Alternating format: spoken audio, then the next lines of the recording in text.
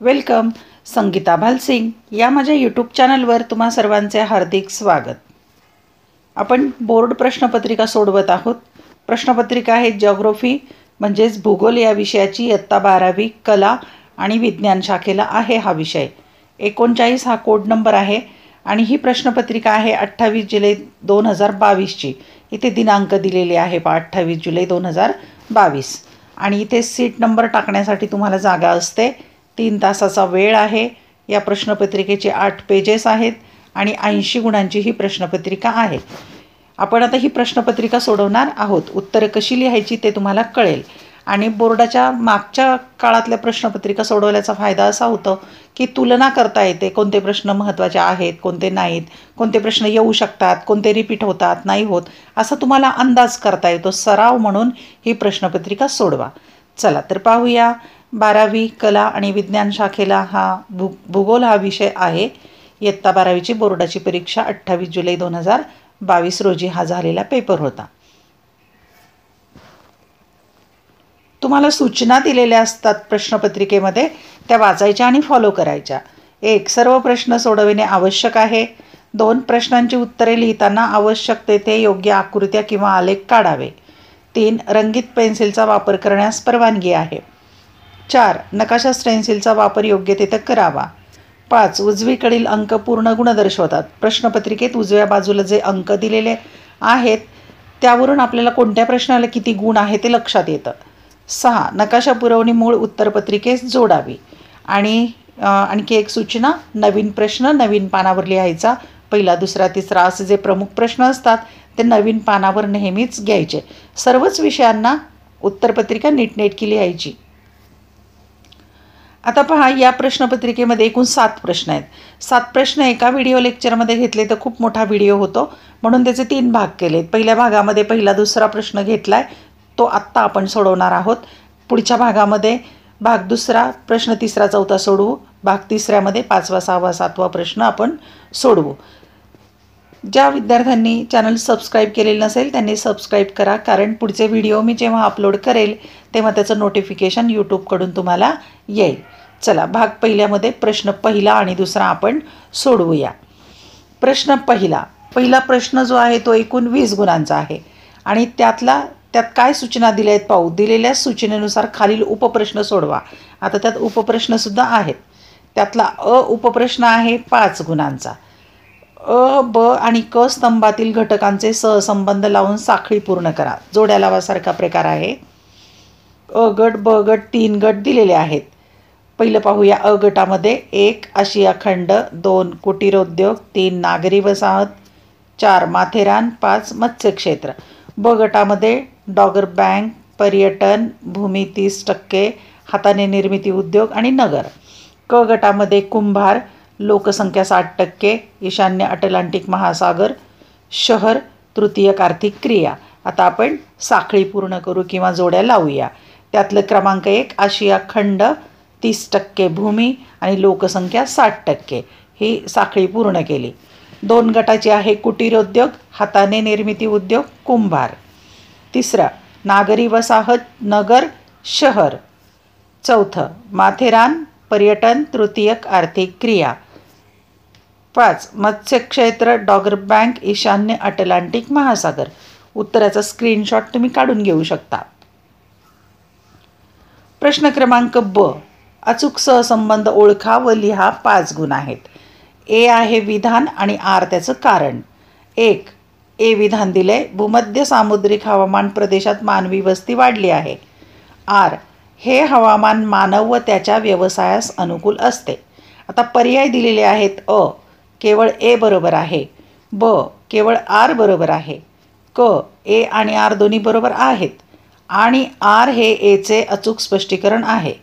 ड, ए आणि आर दोन्ही बरोबर आहेत, परंतु आर हे एचे अचूक स्पष्टीकरण नाही आणि याचं अचूक उत्तर आहे क. आता मी जसं क लिहिले, क लिहायचं नाही तर तुम्ही तो पर्याय सगळं वाक्य लिहायचं.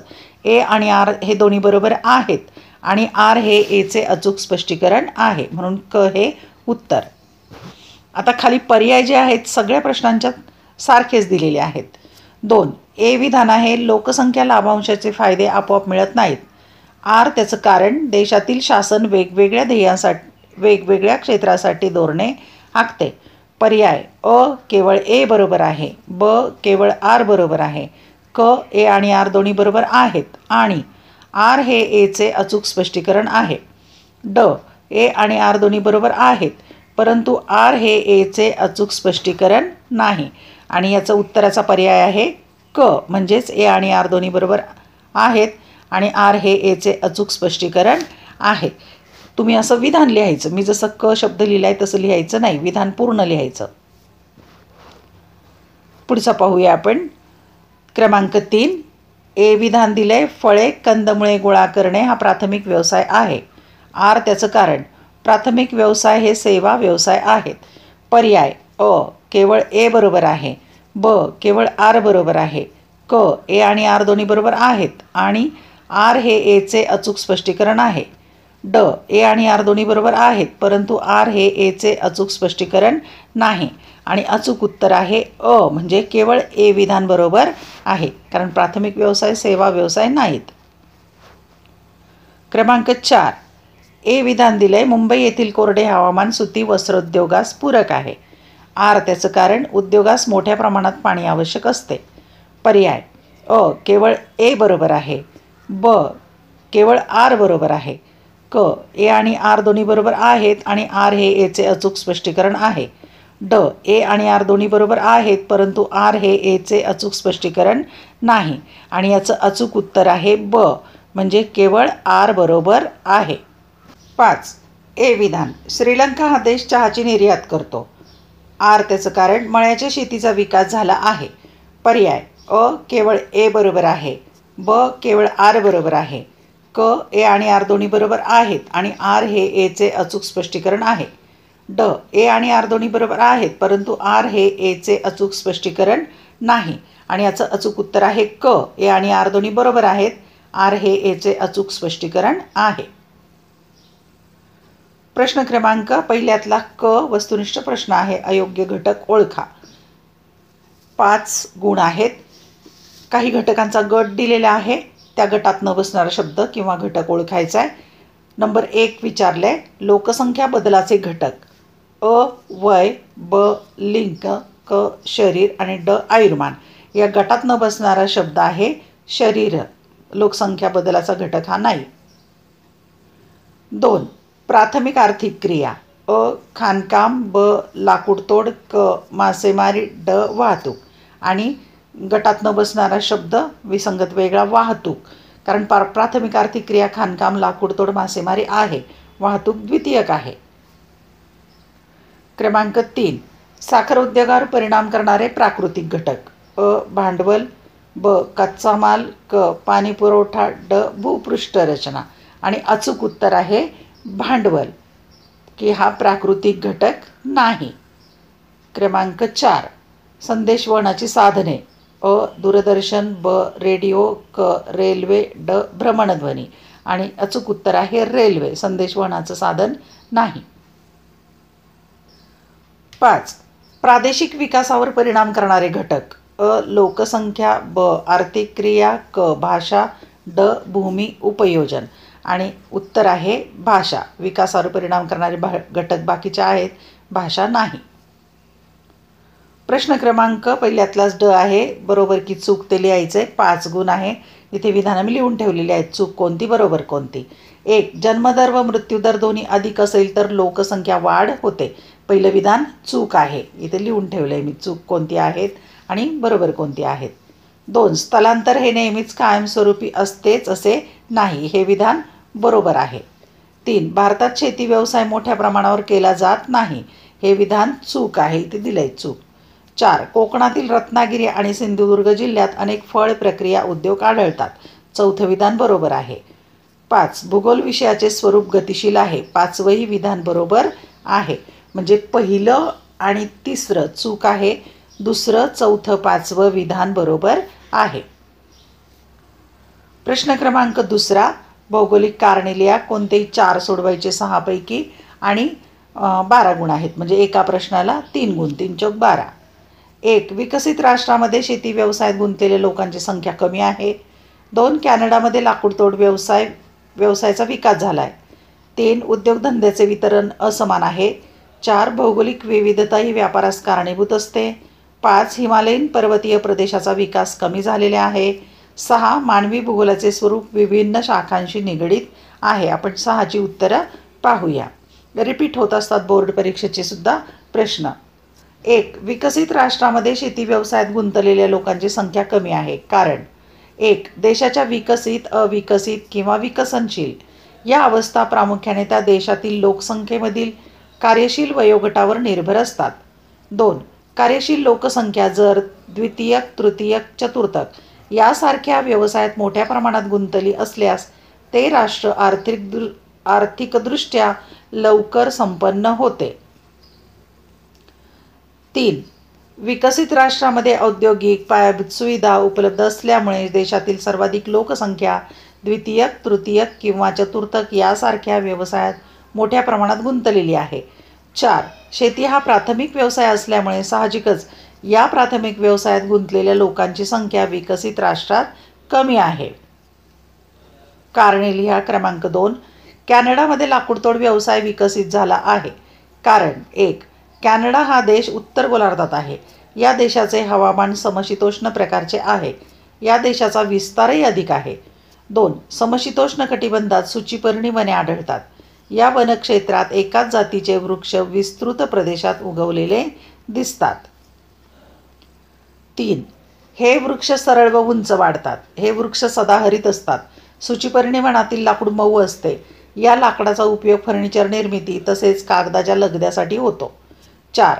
कॅनडा हा देश विकसित असून लोकसंख्या कमी असल्यामुळे या देशाचे जास्तीत जास्त क्षेत्र वनांखाली आहे. तसेच आधुनिक तंत्रज्ञानाच्या सहाय्याने वृक्षतोड केली जाते.